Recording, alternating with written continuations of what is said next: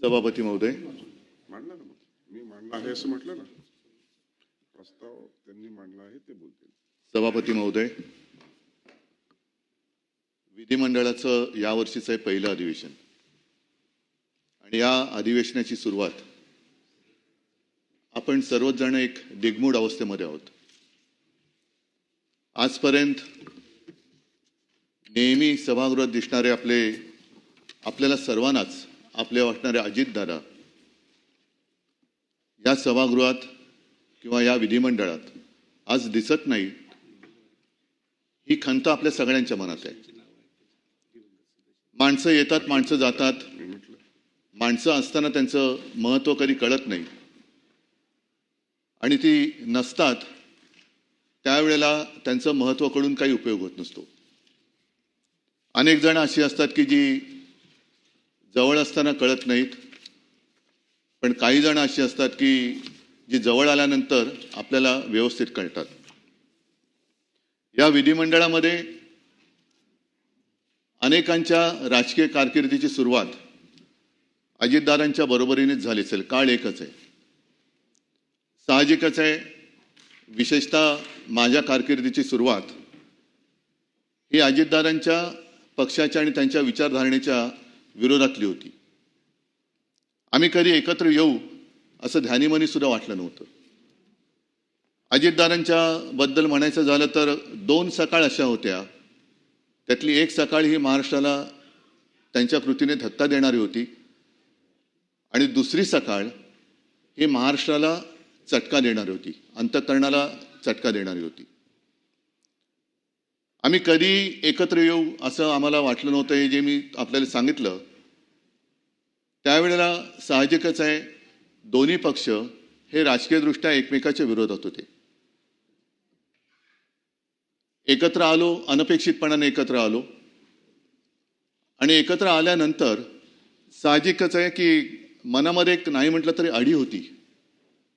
त्याच्या आधीची सकाळ मी आपल्याला सांगितली आणि त्याच्यानंतर ही व्यक्ती माझ्यासोबत, एकतर मला प्रशासनाचा अनुभव नव्हता, अचानक ह्या सभागृहात किंवा या विधिमंडळात आलो, तो मुख्यमंत्री म्हणून आलो. कामकाज कसं चालवायचं त्याच्यात सहकारी सगळे विरोधातले होते ते आहेत. अजितदादांसारखा एक सहकारी ज्यांनी एक धक्का दिला होता आणि आपल्यासोबत उपमुख्यमंत्री म्हणून बसणार, हे थोडंसं त्यावेळेला नाही म्हटलं तरी अनपेक्षित होतं. पण जसजसं कामकाज सुरू झालं तेव्हा मला कळलं आणि ती भावना आजही माझ्या मनात कायम आहे, ती नेहमी कायम राहील की अजितदादांसारखा एक भरोसेमंद, उत्तम, दिलदार केवळ सहकारीच नव्हे तर मित्र मी गमावला. आता शासकीय किंवा प्रशासकीय कामकाजामध्ये एक खंबीर मला पाठिंबा होता, आधार होता. कोणतीही गोष्ट काही एखादी कळली नाही तर अजितदादांबरोबर मी बोलायचो आणि एवढा विषयाचा सखोल अभ्यास करणारा सहकारी किंवा लोकप्रतिनिधी अभावानेच आढळेल आज सुद्धा. त्यांचं वैशिष्ट्य म्हणजे ते 6 वेळा उपमुख्यमंत्री होते, हे तर आहेच, पण विशेष म्हणजे एका मोठ्या वृक्षाच्या सावलीतून बाहेर पडून स्वतःची ओळख निर्माण करणं हे फार अवघड असतं. काही जणांना आयुष्यभर वृक्षाच्या सावलीत राहावं लागतं, वृक्षाच्या सावलीचा आधार घ्यावा लागतो, पण काही जण असे असतात की त्या वृक्षाच्या सावलीतून बाहेर पडून स्वतःची एक ओळख निर्माण करतात. त्यातले एक अजितदादा होते. मी 2-3 वेळा मुख्यमंत्री असताना बारामतीत जाण्याचा योग आला, काही ना काही कार्यक्रम होते.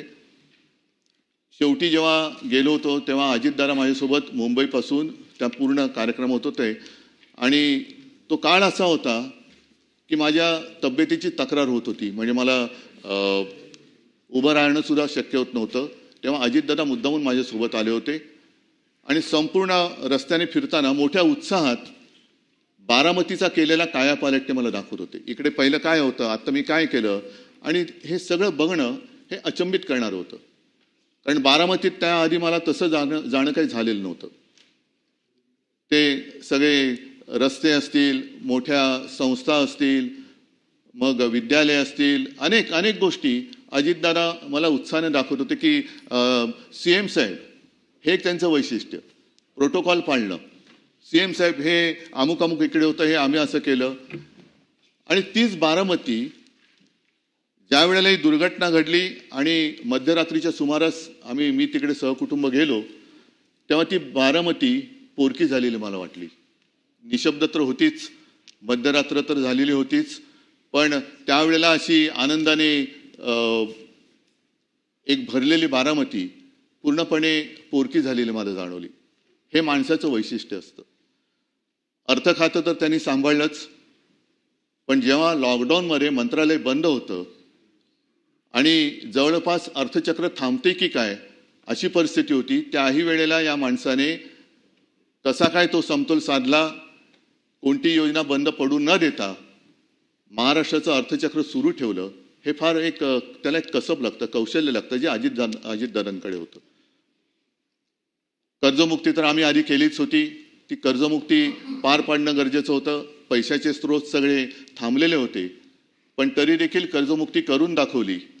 शिवभोजन ही गोरगरिबांसाठी जी योजना आम्ही सुरू केली होती, ती 10 रुपयाची थाळी ही 5 रुपयात करणं हे गरजेचं होतं.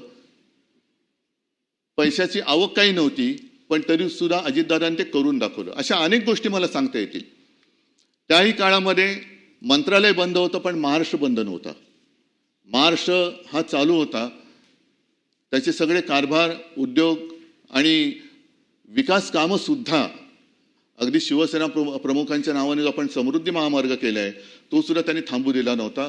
अटल सेतूचं काम त्यांनी थांबू दिलं नव्हतं. ते सुद्धा लॉकडाऊनच्या काळात सुरू ठेवणं हे फार मोठं जिकरीचं होतं. हे कसं काय त्यांनी केलं हे सुद्धा एक कसब आहे. आज आपण त्यांची आठवण काढतो. ही आठवण नेहमी आपल्याला येत राहील. पण मगाशी मी माझ्या या भावनात्मक बोलण्याच्या सुरुवातीला जे म्हटलं की माणसं असताना त्यांचं महत्त्व कळत नाही, माणसं गेल्यानंतर कळून उपयोग नसतो. अलीकडच्याच काळामध्ये अजितदादांचं एक वक्तव्य आहे की ज्यांनी त्यांच्यावर 70,000 कोटीचे घोटाळे केले त्यांच्यासोबत ते आज सत्तेत आहेत. हे मी का सांगतोय की एखादी व्यक्ती असते तेव्हा तिला आपण जीव नकोसा करतो, एवढं इतपत त्याला बदनाम करतो की नको तू जीव, आणि मग तोच आपल्यातनं गेल्यानंतर तो अचानक आपलासा वाटायला लागतो. मला असं वाटतं की या निमित्ताने आपण सगळ्याजणांनी एक मर्यादा पाळण्याची गरज आहे. कोणाला किती बदनाम करायचं, आयुष्यातून खरंच किती उठवायचं, तोही माणूसच आहे. अजितदादांचं एक वैशिष्ट्य म्हणजे त्यांनी ते कधी खचून नाही गेले. एखादा दुसरा माणूस असता तर तो खचून गेला असता. दुर्दैवाने अपघातात त्यांचं निधन झालं.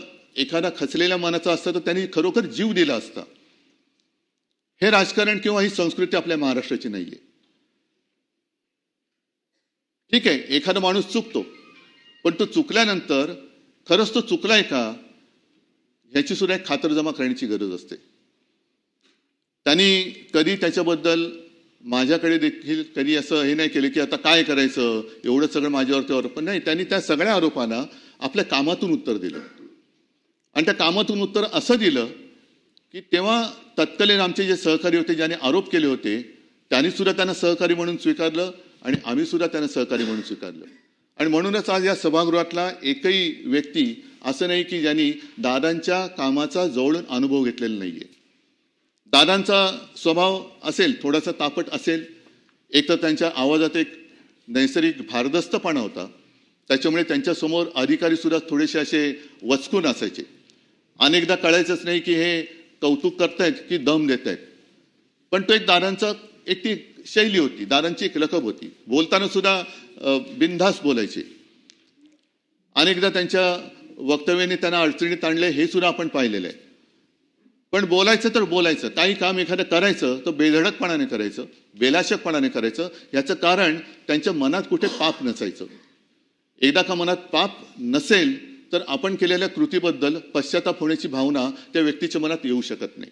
आणि दादा मला असं वाटतं त्या व्यक्तीच्या वर्गवारीत येत होते. एकतर त्यांनी, मी तुम्हाला सांगितलं की अत्यंत अडचणीच्या वेळेला महाराष्ट्राचं अर्थखातं सांभाळलं. एक मला कशाचाही अनुभव नसताना माझ्या मंत्रिमंडळात एक उत्तम भरोसेमंद सहकारी म्हणून त्यांनी काम केलं. वेळ म्हणजे कदाचित घड्याळ आणि वेळ म्हणूनच त्यांची ती निशाणी होती की काय कळत नाही. कारण दारा 11 वाजता येणार म्हणजे 11 वाजता बरोबर त्यांची गाडी दारात उभी असलीच पाहिजे. बरं, आल्यानंतर विषय घेऊन यायचे. ते विषय झाल्यानंतर फाफट पसारा जास्त न करता काम झालं का बरं सीएम साहेब मी निघतो. मंत्रिमंडळात सुद्धा मी प्रत्येक वेळेला बघितलेलं आहे, कागदं असतात पसरलेली, पण दादांच्या समोरचं टेबल हे व्यवस्थित सगळ्या गोष्टी काटकोनात असायच्या. त्यांचं पेन असेल, त्यांचे कागद असतील, हे काटकोनात असायचे. आणि हे मी का सांगतोय आवर्जून, कारण ही सवय शिवसेना प्रमुखांना सुद्धा होती. आणि त्यांच्याबद्दल म्हणजे शिवसेना प्रमुखांबद्दल प्रमोद नवलकर जे बोलले होते ते मला या निमित्ताने आठवतं की माणूस कसा शिस्तीचा असतो. तर म्हणजे तुम्हाला असं वाटेल की विषय काय आणि बोलतात काय, पण काटकोनामध्ये सगळ्या गोष्टी असणं, सगळ्या गोष्टी स्वच्छ पाहिजे. एखादी गोष्ट जरा तिरकी तारपी असली का ते व्यवस्थित लावली गेली पाहिजे. ही एकदा शिस्त लागली का मग कारभार सुद्धा त्या शिस्तीने केला जातो. आपण जर का सगळं काही पसरलेलं आहे, मग कुठला कागद कुठे गेलेला आहे, कशाचा कशाला पायपोस कोणामध्ये नाही, तर कामकाज सुद्धा तसं होऊ शकत नाही. आज आपण सगळेच जण एका अशा दुःखात आहोत की सगळ्यांनाच असं वाटतंय की आपल्या जवळचा कोणतरी गेलेला आहे. ही भावना फार थोड्या व्यक्तींच्या बद्दल आपल्या सगळ्यांच्या मनात निर्माण होते. मी तर माझा एक चांगला मित्र गमावला हे तर माझं दुःख आहेच, पण त्याचबरोबरीने महाराष्ट्राने एक उमदं नेतृत्व गमावलंय, हे महाराष्ट्राचं फार मोठं नुकसान आहे. आणि असं का होतं कोणास ठाऊक. गेल्या काही वर्षांमध्ये ज्यांच्याकडनं काही अपेक्षा महाराष्ट्राने केल्या होत्या, मग ते प्रमोद महाजन असतील, गोपीनाथ मुंडे असतील, अगदी आर.आर. आबा असतील आणि आता अजितदादा असतील, की काही करण्याच्या एका पातळीपर्यंत ते जातात काय, महाराष्ट्र त्यांच्याकडनं अपेक्षा करतो काय, आणि अचानक ते आपल्यातून निघून जातात काय. हे दुर्दैव आहे, हे महाराष्ट्राचं दुर्दैव आहे. हे नुकसान, हा दुःखाचा डोंगर केवळ पवार कुटुंबियांवरती नाही तर महाराष्ट्रावरती कोसळलेला आहे. आज त्यांच्या बरोबरीने इतर सुद्धा जे आपले सदस्य होते विधान परिषदेचे, त्या सर्वांचा उल्लेख ह्याच्यामध्ये आहेच. स्वरूपसिंग नाईक आहेत, अशोक मोडक सर, त्याच्यानंतर गंगाधर पटणे, नीला देसाई तर आमच्या पक्षाच्या सदस्य होत्या, त्या सुद्धा महिला आघाडीच्या आमच्या पदाधिकारी होत्या. एक धडपड करणारी माणसं, आपल्याला मिळालेल्या संधीचं सोनं करणारी माणसं, आणि ही अशी माणसं आपल्यातनं अचानकपणाने निघून जातात. त्याच्याबद्दल आज तरी आपल्याकडे दुःख व्यक्त करण्याखेरीज काहीच नाही आहे.